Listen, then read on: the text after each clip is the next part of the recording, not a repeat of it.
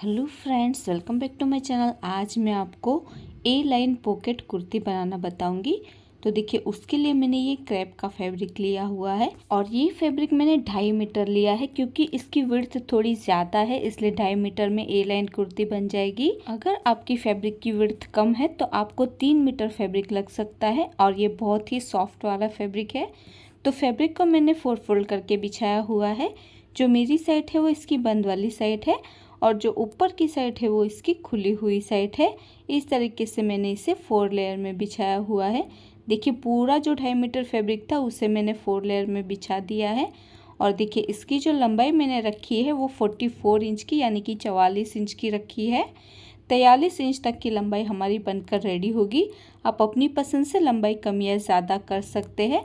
और देखिए, इसकी जो चौड़ाई मैंने ली है वो 20 इंच की रखी है। खोलने के बाद इसकी चौड़ाई 40 इंच की बन जाएगी। बाकी का एक्स्ट्रा फैब्रिक मैंने साइड से कट कर लिया है। अभी देखिए, ऊपर से शोल्डर के लिए हमें 7 इंच पर निशान लगाना है क्योंकि हम इसमें आगे से डीप नेक बनाने वाले हैं और पीछे से हम 3 इंच का या फिर 4 इंच का ही गला बनाने वाले हैं, इसलिए शोल्डर हमें 7 इंच का ही लेना है। और आर्म होल की लंबाई के लिए भी हमें 7 इंच पर ही निशान लगाना है। 7 इंच पर निशान लगाते हुए एक सीधी लाइन ड्रॉ कर देनी है। जितना हमने शोल्डर लिया है उतना ही हमें आर्म होल भी लेना है। अभी यहाँ से हम चेस्ट का मेज़रमेंट लेंगे। तो आपकी चेस्ट का जो भी मेज़रमेंट हो उसका चौथा भाग करना है और उसमें हमें 2 इंच ऐड कर देना है सिलाई मार्जिन के लिए। तो मैंने 11 इंच पर निशान लगाया है। आपकी चेस्ट का जो भी मेज़रमेंट हो उसका चौथा भाग करके उसमें 2 इंच एक्स्ट्रा लेना है सिलाई मार्जिन के लिए। अभी बैक आर्म होल के लिए हमें 1.5 इंच पर निशान लगाना है और फ्रंट आर्म होल के लिए 1 इंच पर निशान लगाना है और दोनों निशानों पर हमें राउंड शेप ड्रॉ कर देना है फ्रंट और बैक आर्म होल के लिए। अभी ऊपर से एक निशान हमें 14 इंच पर लगाना है जहां से हम कमर का मेज़रमेंट लेते हैं और दूसरा निशान हमें 20 इंच पर लगाना है जहां से हम हिप का मेज़रमेंट लेते हैं। तो एक निशान हमें 14 इंच पर और एक निशान हमें 20 इंच पर लगाना है।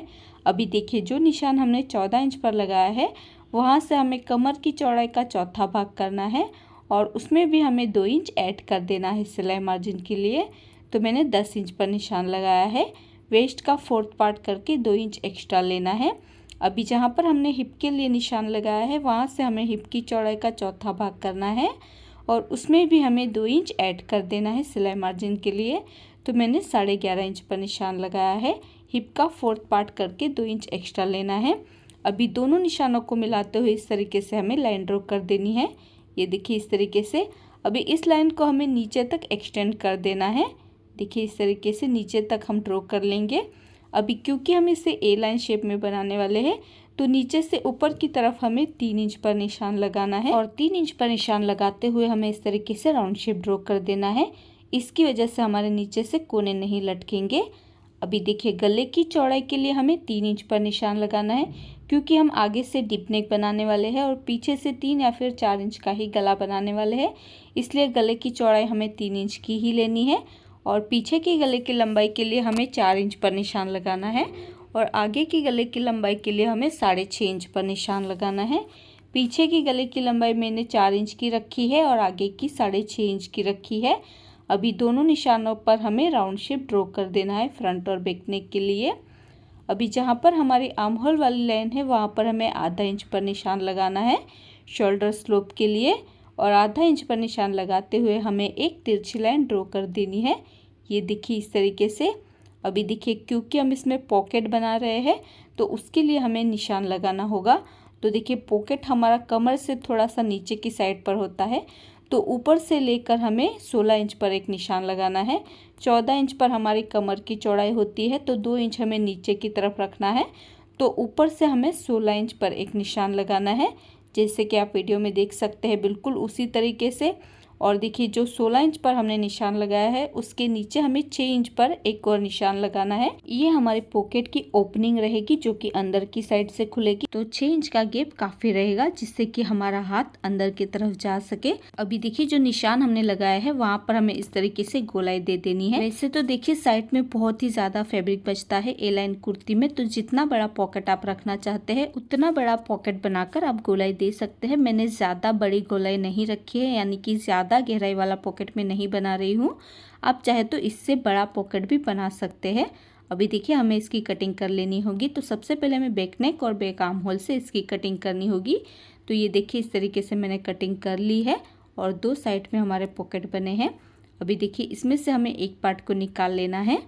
देखिए इस तरीके से हम एक पार्ट को निकाल लेंगे और एक पार्ट को निकालने के बाद हमें इसे वापस से डबल फोल्ड करना है और डबल फोल्ड करने के बाद हमें फ्रंट नेक और फ्रंट आर्म होल की कटिंग कर देनी है। देखिए इस तरीके से हमें फ्रंट नेक और फ्रंट आर्म होल की कटिंग कर देनी है। तो देखिए मैंने कटिंग कर ली है फ्रंट नेक की भी और फ्रंट आर्म होल की भी। दो पॉकेट हमारे साइड में रहेंगे। अभी देखिए मैं इसे स्लीवलेस बना रही हूँ। आप चाहे तो इसमें स्लीव भी लगा सकते हैं। सबसे पहले हम इसका नेक रेडी करेंगे। तो नेक के लिए मैंने ये तिरछी पट्टी कट की है। अभी पट्टी को हमें सीधी साइड से ही गले के ऊपर रखना है और सिलाई लगाकर इसे उल्टी साइड पर डबल फोल्ड करते हुए पलट देना है। और इसी तरीके से बैक नेक के ऊपर भी हम तिरछी पट्टी अटैच कर लेंगे और डबल फोल्ड करते हुए इसे अंदर की साइड पर पलट देंगे। तो देखिए मैंने तिरछी पट्टी को अटैच कर लिया है फ्रंट नेक के ऊपर भी और बैक नेक के ऊपर भी। अभी एक पार्ट को हमें सीधा रखना है और उसके ऊपर दूसरा पार्ट हम उल्टा रखेंगे और इसके शोल्डर जॉइंट कर लेंगे दोनों ही साइड से। तो ये देखिए मैंने इसके शोल्डर जॉइंट कर लिए हैं दोनों ही साइड से। अभी हम इसके आर्म होल के ऊपर भी तिरछी पट्टी अटैच करेंगे। तो जैसे कि मैंने बताया आप चाहे तो इसमें स्लीव भी लगा सकते हैं, लेकिन मैंने इसमें स्लीव नहीं लगाई है और क्यों नहीं लगाई है वो भी आपको आने वाले वीडियो में देखने को मिलेगा। तो सिंपली हमें आर्म होल के ऊपर तिरछी पट्टी को अटैच कर लेना है और पट्टी को डबल फोल्ड करते हुए उल्टी साइड पर पलट देना है। तो देखिए जैसे मैंने बताया इसमें मैंने स्लीव नहीं लगाई है, आप चाहे तो इसमें स्लीव भी लगा सकते हैं। और इसी तरीके से दूसरे साइड के आर्म होल के ऊपर भी हमें तिरछी पट्टी अटैच कर देनी है। तो देखिए मैंने तिरछी पट्टी को अटैच कर लिया है दोनों ही साइड से। अभी हमें इसे उल्टा कर लेना है और देखिए साइड में हमने पॉकेट बनाया हुआ है तो वहाँ तक हमें 1.5 इंच का गैप रखते हुए इसकी फिटिंग करनी है। उसके बाद पॉकेट में हमें सिलाई लगानी है आधा इंच का गैप रखते हुए और नीचे की साइड पर हमें आधा या फिर 1 इंच का गैप रखते हुए इसमें फिटिंग की सिलाई लगा देनी है। और इसी तरीके से दूसरी साइड पर भी जहाँ तक हमारा पॉकेट है वहाँ तक हमें 1.5 इंच का गैप रखते हुए इसमें फिटिंग की सिलाई लगानी है। उसके बाद पॉकेट में आधा इंच की सिलाई लगानी है राउंड में और नीचे 1 इंच तक की फिटिंग की सिलाई लगा देनी है। तो देखिए कई बार हमें एक ही पॉकेट चाहिए होती है तो आप उसमें क्या कर सकते हैं, जो लेफ्ट साइड वाला पॉकेट है उसे आप फिटिंग करते वक्त कट कर सकते हैं। उसके बाद सिंपली सिलाई लगा देनी है फिटिंग वाली, अगर आपको एक ही पॉकेट चाहिए तो, वरना इसी तरीके से आपको पॉकेट में भी सिलाई लगानी है। तो मैं दोनों ही पॉकेट रखने वाली हूँ इसलिए हमें दोनों ही साइड पर इसी तरीके से सिलाई लगा देनी है। उसके बाद जो नीचे की बॉर्डर है उसे हमें सिंपली डबल फोल्ड कर लेना है और इसके ऊपर हमें सिलाई लगा देनी है। तो देखिए मैं आपको सिलाई लगाकर भी दिखा देती हूँ एक साइड से कि हमें पॉकेट में किस तरीके से सिलाई लगानी है। तो सिंपली जहाँ तक हमने पॉकेट लगाया हुआ है वहाँ तक हमें 1.5 इंच का गैप रखते हुए इसमें फिटिंग की सिलाई लगानी है। उसके बाद पॉकेट पर सिलाई लगानी है। उसके बाद नीचे तक हमें इसकी फिटिंग में सिलाई लगा देनी है। तो मैंने दोनों ही साइड से इसकी फिटिंग कर ली है और नीचे की बॉर्डर को भी मैंने फोल्ड करते हुए इसमें सिलाई लगा दी है। अभी देखिए क्योंकि हमने इसमें पॉकेट लगाई है तो पॉकेट का जो शेप है वो राउंड है, तो इसमें हमें छोटे छोटे कट लगाने होंगे ताकि फिनिशिंग से हमारी पॉकेट अटैच हो सके, यानी कि बाहर से भी इसकी फिनिशिंग वैसे ही प्रॉपर तरीके से नज़र आ सके।